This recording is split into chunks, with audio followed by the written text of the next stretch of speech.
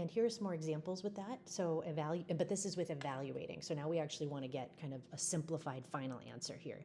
So for the first one here, we have negative 27 to the 2/3. That's a little hard to think about an exponent as a fraction, so we're going to change it to a radical. So since it's the 2/3 power, it's the cube root of negative 27 and then squared. Okay, denominator is the root, the other one is your exponent. And as you know, the cube root of negative 27 is negative 3, and then we're going to square that and get 9. And that's your answer. That's the simplified form. The next one, 49 to the 1/2. The 1/2 power is the square root. So that's the square root of 49, which is 7. 32 to the 2/5. That is the 5th root of 32, and then squared. Now, I know we didn't do a lot with 5th roots, but you're trying to figure out what times itself 5 times gives you 32, which is 2. If you kind of did it out, 2 times 2 times 2 times 2, you'd figure that out. But that's 2, and then we have to bring that to the second power, which would be 4.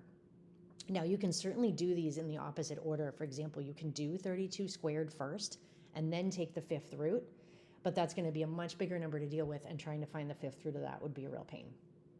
So it's much easier to do the root first if possible. Now, a couple of these are a little bit different. So this is asking you to use kind of your exponent rules. Like when you have a power to a power, the way you combine those is you multiply those. So we are doing the 1/4, 7 to the 1/4, and then multiplying that 1/4 by negative 4. Well, that's the same thing as 7 to the negative 4 over 4, which is just negative 1. And then, as you probably remember from earlier in the unit, when you have a negative exponent, that's the same as 1 over 7 to the positive 1 power, which is just 1/7. Now on number 9, because there's addition in here, what I want to do is kind of do order of operations. I want to evaluate these if I can, then I'm going to add them, and then I'm going to lastly cube it at the very end. So I want to figure out what 8 to the 1/3 power is. Well, that is the same as the cube root of 8. And the 27 to the 1/3 is the same as the cube root of 27. Okay, the cube root of 8 is 2. The cube root of 27 is 3. And then we can add those together to get 5. And 5 cubed is 125. Okay, so you're going to evaluate these separately, add them together, and then lastly cube it. Okay, and then let's look at number 10 here because it's a little bit different.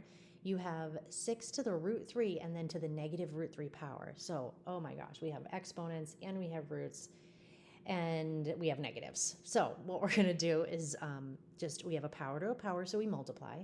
So that's 6 to the negative root 9. Now root 9, or the square root of 9, is 3. So that's 6 to the negative 3. Negative exponent, in order to evaluate that, we're going to bring it down to make it a positive exponent. And because there's nothing else on top, I put a 1 there, little placeholder so I can make a fraction. And then 6 cubed is 216. So 1 over 216 is your answer there. Okay, and I'll do one more with you guys, let's see this top one here, 11, because it looks a lot like number 5, but the difference is it's not in parentheses. And the deal with that is that it's kind of an order of operations thing. This is really negative 1 times 27 to the 2/3. That's really what that says. We don't have to write a negative 1 there, which is why you don't see it there. But this is what it's asking you to do. So it's first asking you to do the cube root of 27 squared, and then it's asking you to do the multiplication after. Oops, that's a squared.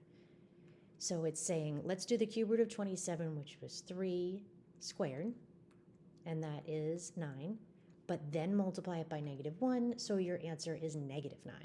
Okay, unlike number 5, where our answer was 9 because we were including the negative inside our root and with our exponent. Okay, and that should do it for examples.